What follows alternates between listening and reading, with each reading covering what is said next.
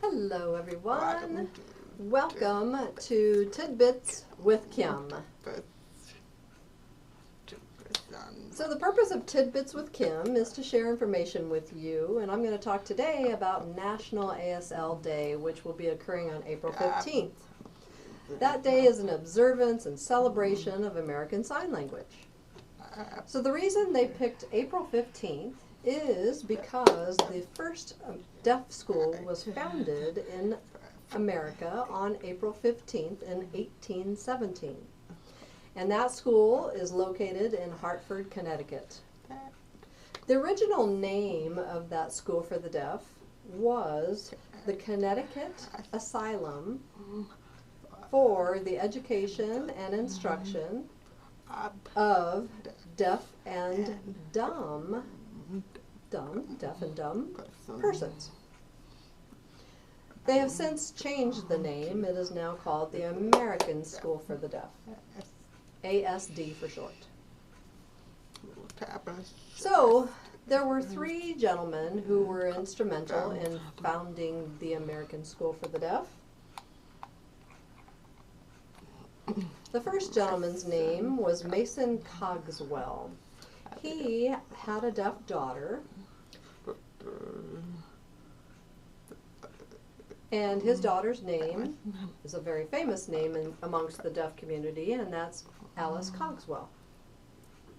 The second man who was instrumental in establishing this school for the deaf was Thomas H. Gallaudet. Thomas was Mr. Cogswell's neighbor, and he became the he became the first instructor at the School for the Deaf. He took a ship over to Europe, and he wanted to find a way to help Mr. Cogswell and his daughter and other deaf Americans to receive an education. He was looking for the best education and communication system to use here in America. The third man instrumental in the School for the Deaf there in Connecticut was Laurent Clerc, and he is from France. He's the first deaf instructor here in America. He came back to America with Thomas Gallaudet on the ship, and they founded the American School for the Deaf together. So you might say, well, how did ASL come about? Well, after the School for the Deaf was founded, students started to attend, and the numbers started to grow throughout the years. So American Sign Language came from France, because remember we had Laurent Clerc there to teach French Sign Language. Then we had some native signers who lived in the area who attended the School for the Deaf. And then we had students that came over from Martha's Vineyard, which is an island just off of Massachusetts. A lot of people there on that island, there was a large deaf community there, and neighbors who could hear, everyone learned sign language together. So that, along with the other languages, actually morphed and became American Sign Language.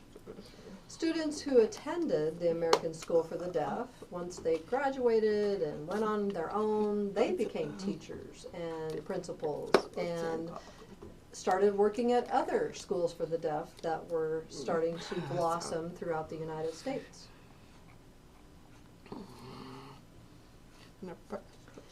The Nebraska School for the Deaf here in Nebraska, we were actually influenced by the American School for the Deaf.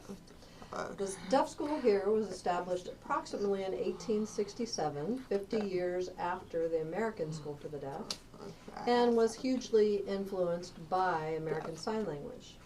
The first deaf instructor at Nebraska School for the Deaf was William M. French, a man who moved here from Indiana.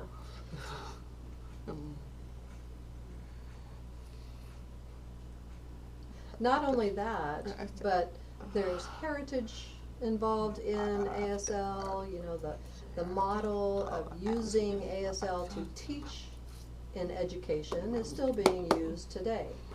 Depending on students' preferences and modes of communication with sign language, it can still be used in public education. Still widely and strongly used within the deaf community.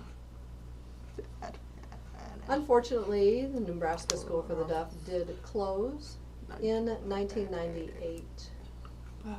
However, NSD's history, the campus, which is located in Omaha, Nebraska, and the Nebraska School for the Deaf Museum is still there, where people can visit and learn about the history of NSD.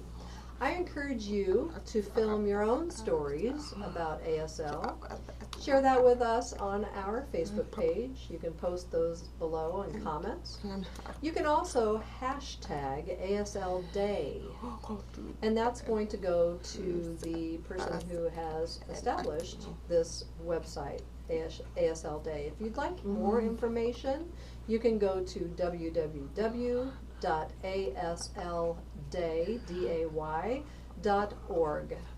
There's a list of activities that you can do to recognize and honor ASL Day and that event. Thank you so much. I hope you enjoyed Tidbits with Kim. Bye-bye.